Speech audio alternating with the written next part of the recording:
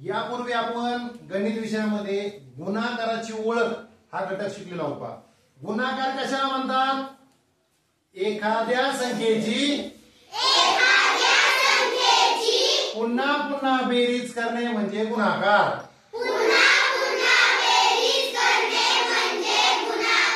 Okay, हे आपण शिकलोय।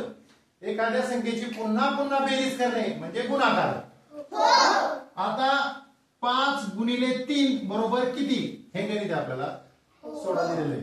आता मला सांगा याच्यामध्ये क्रिया कोणती आहे? या चिन्हावरून कळते आपल्याला क्रिया कोणती आहे।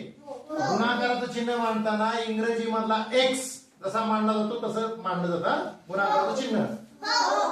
या गुणाकाराच्या क्रियेमध्ये किंवा या उदाहरणामध्ये पहिली संख्या जी असते ना मांडलेली तिला म्हणतात गुण्य, आणि दुसरी या चिन्हानंतरची जी संख्या असते ना तिला म्हणतात गुण। पहिल्या संख्येला गुण्य, चिन्हानंतरच्या संख्येला गुण। गुण्य म्हणजे 5 ला गुणायचंय आणि गुणक 3 आहे म्हणजे 3 ने गुणायचंय। या ठिकाणी 3 ची पुन्हा पुन्हा बेरीज करायची। किती वेळा करायची? 5 वेळा बेरीज करायची। कितीची? 3 ची। बघा गंमत आता दोन्ही गणित समजून घ्या। आता बघा 3 अधिक 3 अधिक 3 अधिक 3 अधिक 3 बरोबर। आता हे 3 ची किती वेळा बेरीज केली आपण? 1 2 3 4 5 5 वेळा बेरीज। ओके, आणि तेच गणित आपण असं मानले पहा 5 गुणिले 3। आता गंमत बघा या 3 साठी आपण 3 रेषा उडूयात 1 2 3 प्रत्येक 3 साठी 3 3 रेषा। आणि बेरीज करणे म्हणजे काय? एकत्र करणे, मिळवणे, मिसळणे हे आपण शिकलेलं आहे। या सगळ्या रेषा एकत्र केल्या आपण।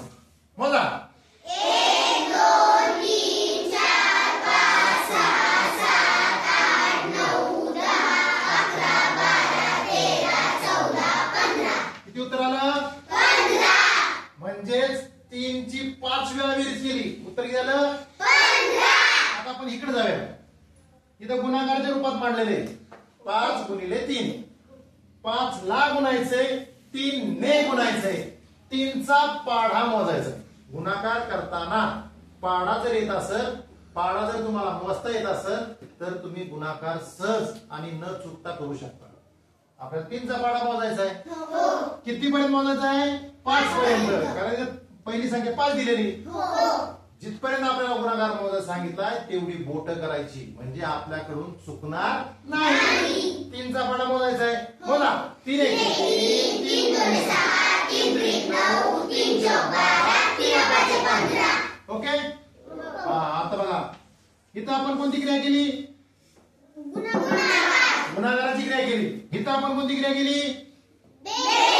बेरीज। दोन्हीचं उत्तर बघा सारखंच 15 15। म्हणजे गुणाकार म्हणजे पुन्हा पुन्हा बेरीज। मग तुम्ही म्हणता सर आपल्याला गुणाकार शिकायची काय गरज आहे? तर एक लक्षात घ्या, इथं आपल्याला 5 वेळा बेरीज करायची म्हणून आपल्याला ती मांडता येते। पण इथं जर आपण 15 लिहिलं तर 15 वेळा बेरीज करावं लागेल। म्हणजे 15 गुणिले 3 जर गणित करायची वेळ आली तर तुम्ही काय 15 वेळा बेरीज मांडली चालणार का? इथं जर आपल्याला 215 दिलं तर 215 लिहायला आपल्या सगळ्या वर्गातली भिंत पुरायची नाही, म्हणून गुणाकार। येतं लक्षात? उत्तर बदलत नाही, हे तर लक्षात आलं तुमच्या? गुणाकार म्हणजे पुन्हा पुन्हा बेरीज, पण आपल्याला पुन्हा पुन्हा एवढी बेरीज करणं शक्य नाही किंवा तो ती खूप अवघड प्रक्रिया होईल किंवा त्याला खूप वेळ जाईल, म्हणून गुणाकार तयार झालेला आहे। आणि मग तो पाढे मोजून करायचा। त्यासाठी आपण सर्वांनी पाढे मोजायला शिकलं पाहिजे। येतं लक्षात? अशा पद्धतीने गणित सोडवलंय की तुमचा हा गुणाकार परफेक्ट होणार। सराव करणार ना सगळे?